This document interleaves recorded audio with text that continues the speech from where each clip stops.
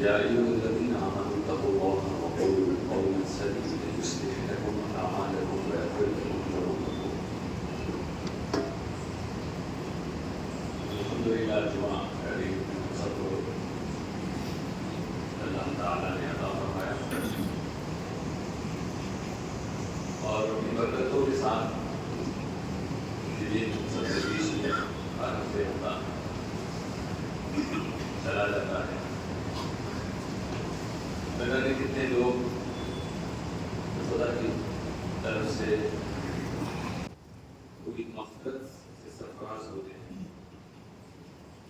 رب قدیر ہم سب کے گناہوں کو بخشے. عموماً ہمیں اور آپ کو یہ مزاج بنانا چاہیے جمعہ کا دن ہم لوگ دین سیکھنے کا دن بنائیں اور اس کا سب سے بہترین موقع یہ جمعہ کی نماز کے پہلے ہوتا ہے جب ہمارے اور آپ کے امام جو مسجد کے ہیں ابھی وہ بیان دیتے ہیں. جس طرح آپ جمعہ کے لیے تیاری کرتے ہیں نا وہ اسپرٹ ہونی چاہیے کہ ہمیں وہ دین سیکھنے کے لیے بھی دن جانا ہے. 15 سے 20 منٹ نماز سے پہلے کی جو باتیں ہوں اور اسے آپ سیکھیں اس پر عمل پیرا ہو تو انشاءاللہ تعالیٰ اس سال کے 52 جمعہ اور زندگی میں اللہ نے 52 سال دیے ہیں. زیادہ بھی ملتے ہیں کم بھی ملتے ہیں تو بہت کچھ سیکھ کے آخرت کی بہت سی کمائی کے ساتھ آپ دنیا سے ہو سکتے. ہم مسلمان ہیں, ہم خدا کے بندے ہیں اور ہم جانتے ہیں ہم دنیا کے لیے آئے ہی نہیں. یہ راستہ ہے ہمارے لیے, ہماری منزل کہیں اور ہے اور جب ہماری روح پرواز ہوگی تب ہمارے لیے کوئی موقع نہیں رہے گا. اسی لیے الگ الگ دنوں میں, الگ الگ راتوں میں, الگ الگ ساعتوں میں, گھڑیوں میں, الگ الگ ٹائم, الگ الگ مہینوں میں اللہ بے عزت نے انتظام فرمایا ہے. کیونکہ رب جانتا ہے کہ شیطان کہہ چکا ہے ابلیس کہ میں تیرے بندوں کو گمراہ کروں گا, میں ان کو صراط مستقیم پر چلنے نہیں دوں گا. تو بندے گناہوں میں ملوث ہو جاتے ہیں, مرتکب ہوتے ہیں گناہوں کے. اگر بندے کے اندر ایمان ہے اور ایک احساس اگر ہے اس کے اندر کہ ہم گنہگار ہیں تو بس یہ احساس اسے پھر صراط مستقیم پر چلا دے گا. رہی سوال گناہ جو ہو چکے ہیں, جو کر چکا ہے, وہ رب قدیر نے انتظام فرمایا ہے. کبھی جمعہ کی رات آتی ہے, کبھی شب قدر کی رات آتی ہے, کبھی شب برات کی رات آتی ہے, کبھی شب معراج کی رات آتی ہے, کبھی یہ رجب کا مہینہ آتا ہے. رمضان کے پورے 10 دن مغفرت کا اشرا لے رہا ہے. یہ جمعہ کے 24 گھنٹے کے بیچ میں ایک گھڑی, ایک لمحہ, ایک مومنٹ ایسا آتا ہے کہ اللہ فرما رہا ہے, رسول فرما رہے ہیں کہ اس گھڑی کی برکت جو دعا کرتا ہے اللہ قبول فرما لیتا ہے. پچھلے گناہوں کی بخشش کی دعا کرے گا اللہ تعالیٰ قبول فرما لے گا. ایک ہفتے کا اس ہفتے سے یہ جمعہ سے لے کے پچھلے جمعہ کے بیچ ہم سے گناہ ہوئے ہیں. اگر ہم اس جمعہ آئے ہیں, نہا دھو کر آئے ہیں, اچھی طرح مسجد میں بیٹھے آ کر, اس کے بعد ہم نے سنت پڑھی, پھر امام نے خطبہ دے رہا تو خطبہ غور سے سنا, پھر امام کے ساتھ نماز پڑھی, اب واپس ہو رہے ہیں ہم, تو دوستو پچھلے جمعہ تک کے سارے گناہوں کو اللہ بخش دیتا ہے. یہ رب قدیر کی طرف سے انتظام ہے ہم سب کے لیے. تو اب جب ہماری منزل آخرت ہے, قبر سے شروعات ہے, عالم برزخ کا ہمیں سامنا کرنا. دنیا کے بعد برزخ یعنی قبر میں جب ہم رہیں گے. دنیا کی زندگی تو بہت کم ہے نا, 60 70 80 سال. حضرت آدم سے لے کر اب تک نہ جانے کتنے لوگ ہزاروں سال ہو چکے ہیں. کبھی قیامت آنے میں کتنے سال ہے پتہ نہیں، تب تک بھی وہ برزخی زندگی جو قبر میں گزارنی وہ اگر آرام سے گزارنا چاہتے ہو تو یہ دنیا کی 60-70 سال کی زندگی جو تمہیں ملی ہے اس کو سیکھنے، دین سیکھنے اور اس دین پر عمل کرنے میں گزارو. دن کو ہوشیار رہو، رات کو بیدار رہو. چین کی نیند کہاں ملتی ہے غربت کے سوا. یہ کون سے ولی تھے، کون سے بزرگ ہیں، یہ کون سی ہستیاں جو کہتی ہیں زمین پر کام زمین میں آرام. محدث اعظم کیوں کہہ رہے ہیں کہ چین کی نیند صرف قبر میں ملتی ہے؟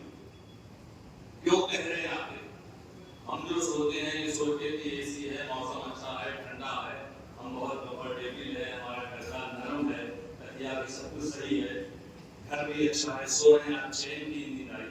اور محدث اعظم فرماتے ہیں کہ قبر میں بھی چین کی نیند کہاں ملتی ہے اور کہاں ہے بتاؤ؟ وہی مل سکتی ہے مگر کس کے لیے؟ دن میں ہوشیار رہا اور رات میں بیدار.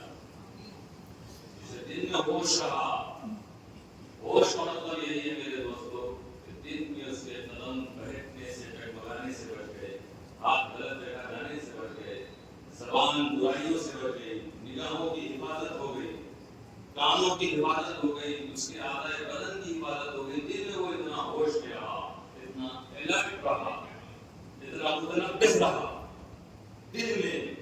رات میں بیدار رہا، رات میں اس نے عبادتیں بھی کی ہیں، سویا بھی ہے. میرے دوستو ایسا ہی شخص قبر میں آرام سے رہ سکتا ہے، اسی کو چین کی نیند ملی. تو اب دن میں ہوش میں رہنا اگر ہے، آنکھ کھلے کا مطلب یہ نہیں کہ آپ ہوش میں آ گئے. کتنے ایسے لوگ ہیں جو جاگتے جاگتے جیتے جاگتے سو رہے. سونے والے، ایسے سونے والوں کو محدث اعظم نے یہاں بھی کہا کہ سونے والوں جاگو جاگو. یہ جو بستر پہ سو رہے ہیں ان کو نہیں کہا جا رہا سونے والوں جاگو جاگو.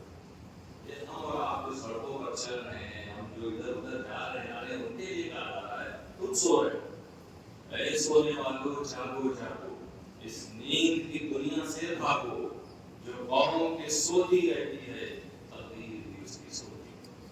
تو آنکھ ہماری صبح کھلی ہے، یہ جاگنا نہیں تو ابھی بھی ہم سو رہے ہیں، ابھی ہم ہوش میں نہیں آئے ہیں. میرے دوستو ہوش میں آنے کے لیے ضروری ہے جو میرے نبی نے فرمایا، طلب العلم فریضۃ علی کل مسلم. علم دین حاصل کرنا ہر مسلمان پر فرض ہے. اگر ابھی میں پہلے سب سے پوچھنا شروع کروں کہ مسلمان کون کون، آخری سب تک جاؤں، کوئی بندہ ایسا نہیں ملے گا نا جو یہ کہے کہ میں مسلمان نہیں ہوں. رسول فرماتے ہیں اعلیٰ کل مسلم، ایک مسلم پر فرض ہے، اس کے لیے ضروری ہے کہ زندگی تمہیں ملی ہے تبھی تم کہلاؤ گے کہ ہوش میں ہو. ورنہ تم نے 50 60 70 80 سال کی زندگی اور اس حدیث پر عمل کرنے کی کوشش بھی نہیں کی اور چلے گئے، بے ہوشی میں پوری زندگی گزر گئی. اب قبر میں کہاں چین ملنے والا؟ یہ جذبہ پیدا کرو جس رسول سے تمہیں عشق ہے، محبت ہے، اس کا حکم ہے اور تمہاری بہتری کے لیے گویا تمہاری زندگی کا مقصد رسول نے بتایا ہے کہ ماں نے تجھے جنم دیا، خدا نے دنیا میں دھرتی پر بھیجا تو علم دین حاصل کرنے کے لیے بھیجا. کیونکہ اگر یہ مقصد نہیں ہوتا تو رسول یہ نہیں کہتے کہ فرض. رسول نے فرمایا فرض ہے علم دین حاصل کرنا. اس لیے میں کہہ رہا ہوں جمعہ کا دن وہ موقع ہے آپ کے لیے کہ آپ علم دین کی کلاس لگا سکتے ہیں. کہیں جانے کسی مدرسے میں جانے کی ضرورت نہیں ہے. مدرسے میں جائیں ہمارے طلبہ جنہیں فاضل بننا ہے، جنہیں فقیہ بننا ہے، جنہیں مبلغ بننا ہے، وہ جائیں کیونکہ دین کا کام کرنا ہے. یہ ہماری امت کی یہ شان ہے کہ ہر دور میں امر بالمعروف اور نہی عن المنکر کا پرچم لینے والے ہر دور میں موجود رہے. دوسری امتوں میں کیونکہ علماء اپنی ڈیوٹی کو بھول گئے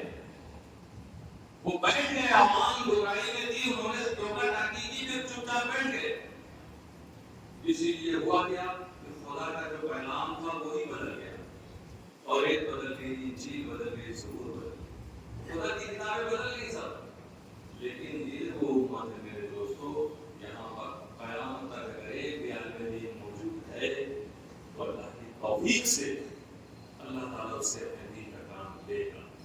یہ شان ہے، اسی لیے کہا گیا تم بہترین امت. تو وہ ڈیوٹی مبلغین کی ہے، وہ علماء کی مدرسے میں جو 7 سال 8 سال 10 سال 12 سال پڑھتے ہیں پڑھاتے ہیں، یہ ان کی ڈیوٹی تھی. اور اپنی یہ بھی آئی کہ تم میں سے محبوبات کی امت میں سے ایسے لوگ ہونے چاہیے جو مبلغ بنے، تبلیغ کا کام کریں، امر بالمعروف نہی عن المنکر کا کام کریں، لوگوں کو بھلائی کا حکم دے، برائی سے روکے.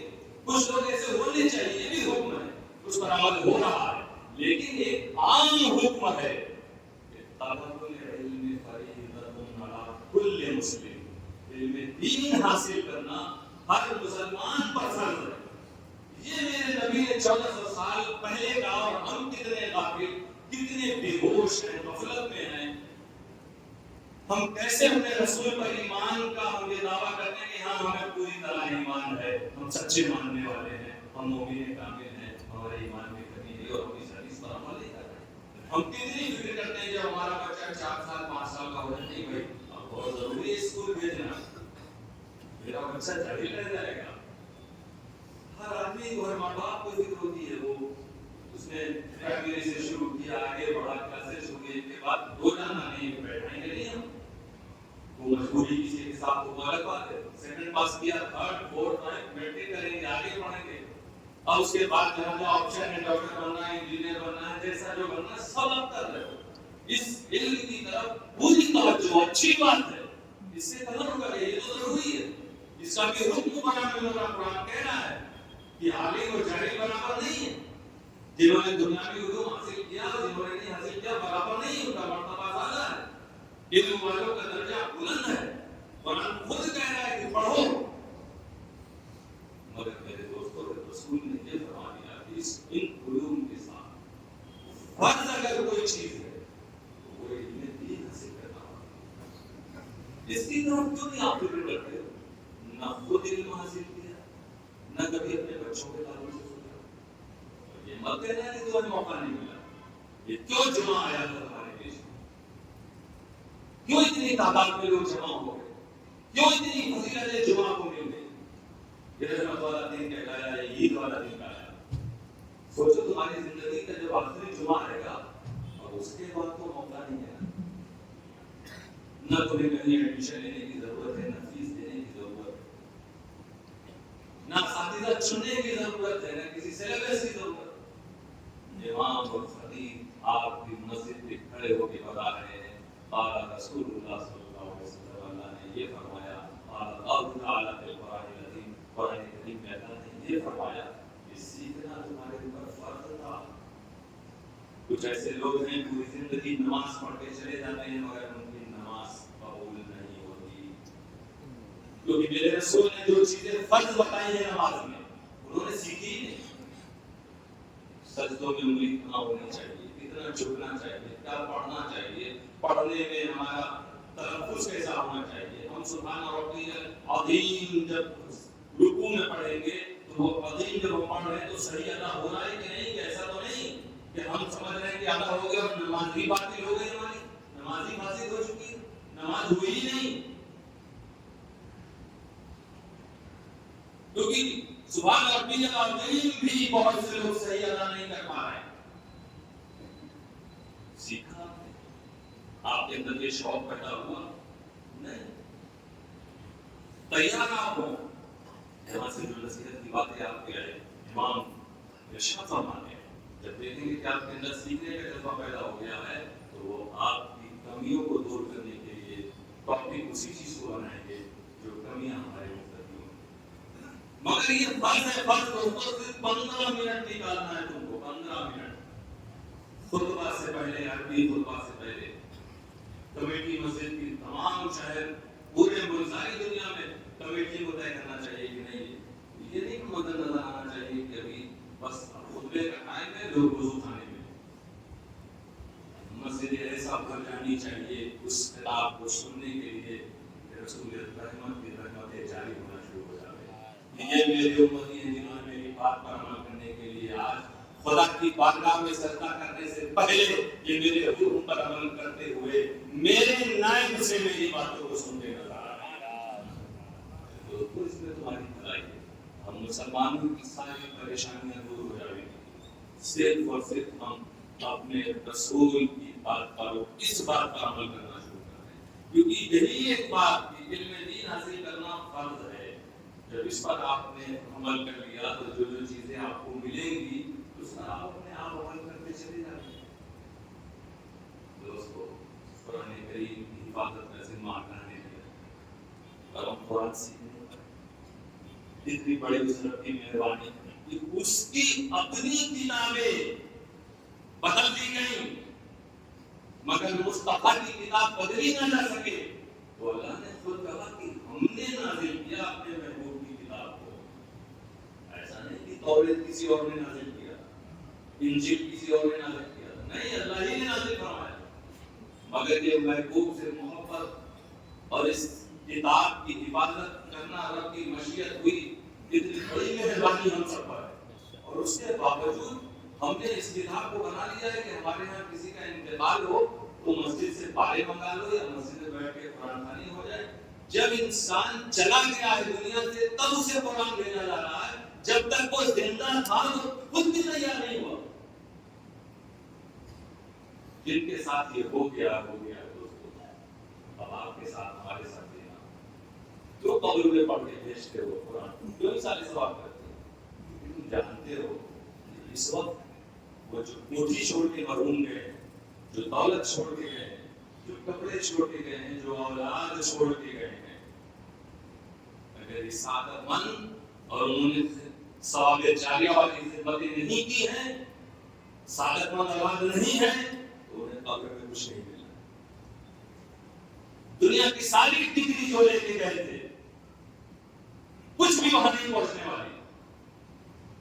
لیکن جس قرآن کو انہوں نے سنا نہیں, جس کی تعلیم کو انہوں نے اپنایا نہیں, آج کوئی دوسرا بھی اس قرآن کو پڑھ کے اس مرحوم کو بھیجے گا تو یہی قرآن ان کے کام آئے. یہ وہ کتاب ہے جس ہمارے جس مرحوم نے اس قرآن کو نہیں اپنے دل میں بسایا, اس سے غربت نہیں حاصل کی, پھر بھی وہ قرآن ہی وہاں کام آ رہا. اس دھرتی پر بھی قرآن ہماری مدد کرتا, قبر میں بھی کرتا ہے, کل حشر میں بھی قرآن کرے گا.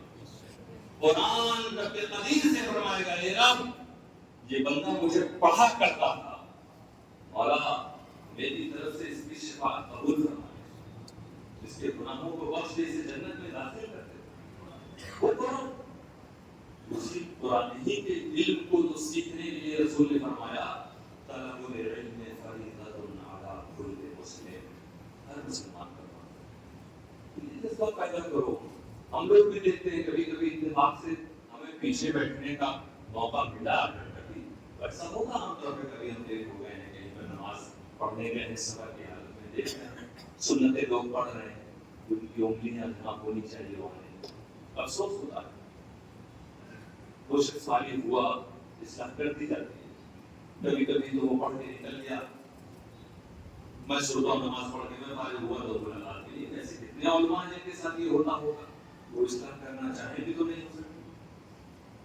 تو یہ ایک کان سے سننے دوسرے کان سے نکالنے والی بات نہیں ہے. جب تمہاری نماز ہی نہیں ہوتی اس طرح تو نماز پڑھنے سے ملے گا تمہیں کیا؟ جب تم حشر میں اٹھو گے تب بتائیں گے فرشتے کہ تیری کوئی نماز نہیں ہے. اور اولین پرسش نماز کون؟ سب سے پہلے نماز کے بارے میں سوال ہوگا, تیرے کھاتے میں ایک بھی نماز نہیں.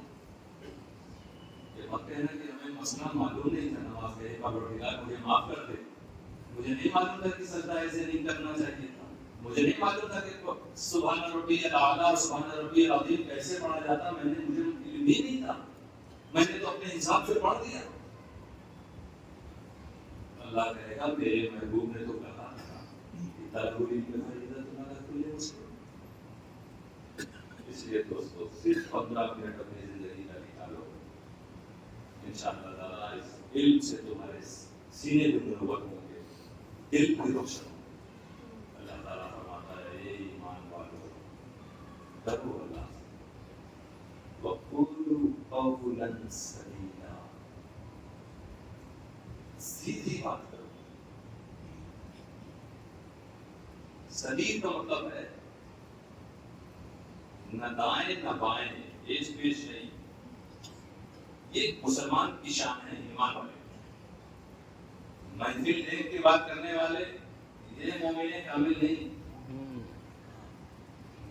جیسی بستی ویسا رنگ. قرآن درس دے رہا، سیدھی بات کرو. اور اس کے بعد اسی آیت کے آخری میں اللہ فرما رہا ہے کامیابی تم سب چاہتے ہو. یہ سیدھی بات کامیابی کی کنجی ہے. اللہ فرما رہا جو اللہ اور رسول کی اطاعت کرے گا فقد فاز فوزا عظیما، اسے بڑی کامیابی ملے گی. پہلے فرمایا اللہ تعالیٰ نے سیدھی بات کرو، اس نے فوراً بات کہا. سیدھی بات کا حکم اللہ اور رسول کا ہے، تو جو اللہ اور رسول کی بات کو مان لے گا فقد فاز فوزا عظیما. اب اگر تم اپنے کہیں زندگی کے کسی شعبے میدان میں سمجھ رہے ہو کہ ہم ناکام کیوں ہیں، تو غور کر لینا اپنی زبان کے تعلق سے. یہ زبان کا بڑا ہوا ہے کہ نہیں، اس کو اللہ نے پیدا کیا تھا کہ تو اس سے بالکل اسٹریٹ بات کرے گا.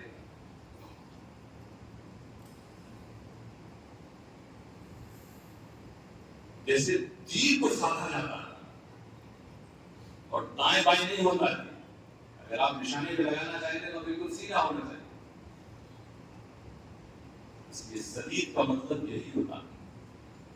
جب اس کی نسبت تیر کے ساتھ ہوگی تو اس کا مطلب ہوتا ہے تیر کو سیدھا رکھنا. یہاں اللہ تعالیٰ نے بولی کے ساتھ کہا کہ وہ تو اس طرح بولو جیسے تیر کو سیدھا رکھا جاتا. اور یہی تمہاری کامیابی کی ضمانت ہوگی.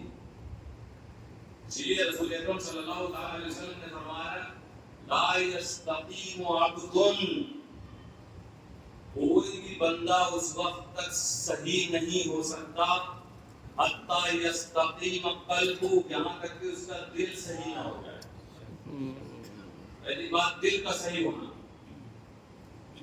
کوئی بھی بندہ صحیح نہیں ہو سکتا جب تک کہ اس کا دل صحیح نہ ہو. آگے رسول فرماتے ہیں وَلَا يَسْتَقِيمُ قَلْبُهُ، اور اس کا دل اس وقت تک صحیح نہیں ہو سکتا یہاں تک کہ اس کی زبان صحیح نہ ہو جائے. دل کے بگاڑ کو اگر صحیح کرنا ہے تو زبان کو صحیح کرنا ہے. اتنا بڑا فائدہ ہے. دل کو روشن کرنا تو سیدھی بات کرنی پڑے گی. جھوٹ اگر بولا تو بات ہی الگ ہوگی، تو غلط ہوگی. یہاں یہ کہنے کا سچی بات ہو، سیدھی بات. کیونکہ کبھی کبھی لوگ سچ ایسا بولتے ہیں اپنے کو بچاتے ہیں اور عوام کو گمراہ کر دیتے ہیں. وہ دائیں بائیں اس پیچ والی بات مت کرو، میں خدا روک رہا ہے. اس طرح کی بات نہیں جس سے عوام کچھ نہ کچھ سمجھے، مانا کچھ اور نکالے اور آپ کہیں کہ میں نے دیکھو کہہ کے میں نکل گیا، میری کوئی گرفت بھی نہیں. سیدھی بات بولو. لچک دار باتیں نہیں ہونی چاہیے. جس طرح میرے رسول صلی اللہ علیہ وسلم ارشاد فرمایا کرتے تھے، جس طرح ان سے سیکھ کے صحابہ نے ارشاد فرمایا، تو کسی بھی بات میں سامنے یہ بھی خوش ہو جائے یہ بھی خوش ہو جائے، اس طرح کی باتیں نہیں.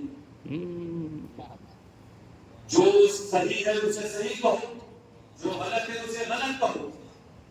یہاں صرف اور کس کی بات نہیں، جھوٹ بولنا تو گناہ ہی گناہ ہے. اس کے بارے میں تو سیدھے ہے کہ جھوٹ رسول صلی اللہ علیہ وسلم فرماتے ہیں فجور کی طرف لے جاتا، جھوٹ گناہوں کی طرف لے جاتا اور فجور جہنم کی طرف لے جاتا. اس سے تو توبہ کرنے ہی کرنا ہے، وہ تو ناجائز و حرام ہے ہی ہے. اس آیت کریمہ میں اللہ تعالیٰ فرماتا ہے قولوا قولا سدیدا، اے ایمان والو اللہ سے کرو اور سیدھی بات کرو. صحابہ جس طرح کیا کرتے تھے میرے دوستو، جو آدمی غلط ہے اس کی اصلاح بغیر کسی چیز کے کیا کرتے تھے. آپ سیدھی بات میں ہمارے علماء نے بہت سی جگہ یہ بھی تو کہا ہے کچھ ٹاپک ایسے ہوتے ہیں جس پہ آپ کو ڈسکس نہیں کرنا، یہ سیدھی بات علماء نے کرتی۔ صحابہ کے درمیان جو مشاورت صحابہ ہو، صحابہ کے درمیان جو آپس میں اختلاف ہو، اس ٹاپک کو لے کے ہم اور آپ طے کریں کون کس کے ساتھ ہے۔ ارے وہ صحابہ کی شان کو اللہ تعالیٰ نے قرآن میں خود بیان کر دیا جب اپنے محبوب کے بارے میں محمد رسول اللہ، محمد رسول اللہ، محمد اللہ کے رسول، الذین معہ، اور جو محمد صلی اللہ علیہ وسلم کے ساتھ ہیں، اشداء علی الکفار رحماء بینہم، یہ کفار پر شدید ہیں، سخت ہیں اور آپس میں مہربان ہیں۔ جتنے صحابہ ہیں آپس میں مہربان۔ اب ان کے درمیان اگر جنگ ہوئی ہے تو اس جنگ میں آپ کو نہیں پڑھنا، آپ کو نہیں فیصلہ کرنا ہے، فیصلہ تو اللہ اور رسول نے فرما ہی دیا۔ ہمیں کسی بھی صحابی کے تعلق سے بے ادبی اختیار نہیں کرنی، ہمیں یہ بھی نہیں کہنا یہ ان کے دشمن کو ان کے دشمن، کیونکہ قرآن کہہ رہا ہے رحماء بینہم، وہ آپس میں ایک دوسرے سے رفقت قلبی رکھتے ہیں، مہربان ہیں ایک دوسرے کے ساتھ، رحم دلی اختیار کرتے ہیں ایک دوسرے کے ساتھ۔ اسی آیت میں اللہ فرماتا ہے اور یہ جو محمد صلی اللہ علیہ وسلم کے ساتھی ہیں یہ اللہ کی رضا چاہتے ہیں، اللہ کی خوشنودی چاہتے ہیں۔ تو ہر صحابی نے جو بھی اسٹیپ اٹھایا، جو بھی قدم اٹھایا، اللہ کو راضی کرنے کے لیے اٹھایا۔ قرآن کہہ رہا ہے کہ جو محمد کے ساتھ ہیں وہ خدا کو راضی کرنے کے لیے اقدامات اٹھاتے ہیں، مفہوم، وہ خدا کی رضا چاہتے ہیں۔ تو مولا علی بھی بڑے خدا کی رضا کے لیے، حضرت امیر معاویہ بھی بڑے خدا کی رضا کے لیے۔ کیا بات ہے، کیا بات ہے، سبحان اللہ۔ اس وقت یقیناً میرے رسول نے بھی فرما دیا آپ علی کے ساتھ ہیں، علی کے ساتھ ہیں، حضرت مولا علی باپا ہیں، سبحان اللہ۔ لیکن میرے دوستوں امیر معاویہ بھی خدا کی رضا کے لیے نکلے تھے، خوشنودی کے لیے نکلے تھے۔ اگر ان سے اس اجتہاد میں خطا ہوئی پھر بھی انہیں خدا ثواب دے گا، کیونکہ وہ خدا کی رضا کے لیے نکلے تھے، اپنے نفس کے لیے نہیں۔ مولا علی حق پر تھے، انہیں دوہرا ثواب ملے گا، کیونکہ وہ خدا کی رضا کے لیے بھی نکلے اور اپنے اس اقدام میں وہ درستگی پر بھی تھے، حق پر بھی تھے۔ لیکن ہمارے اور آپ کے لیے حکم ہے کہ جب قرآن کہہ رہا ہے یہ آپس میں نرم دل ہے، خدا کی رضا کے لیے نکلتے ہیں، تو ہم کیوں کسی کو نشانہ بنائے میرے دوست؟ قرآن نے کہہ دیا یہ نبی کے ساتھ ہیں، الذین معہ، یہ نبی کے ساتھ ہیں، تو ہمیں یہ نہیں دیکھنا ہے کہ یہ آپ کے ساتھ ہے کہ آپ کے باپ کے ساتھ ہے، ہمیں دیکھنا ہے کہ نبی کے ساتھ ہے، اور جدھر نبی ہو سبحان اللہ۔ قرآن نے یہ فرما دیا میرے دوستو، قولوا قولا سدیدا، یہ اس پیج والی بات مت کرو، دو رنگ کی باتیں مت کرو، کبھی کچھ نہیں ہونا چاہیے، جب بولو سیدھی بات کرو، علم دین حاصل کرو دوستو۔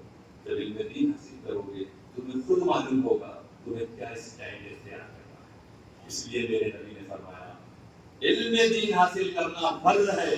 یہ 15 منٹ تمام مسجدوں میں میرے دوستو تمہارے ایمان و عقیدے کی بھی حفاظت ہوگی، تمہارے اعمال کی بھی حفاظت ہوگی۔ وہاں سے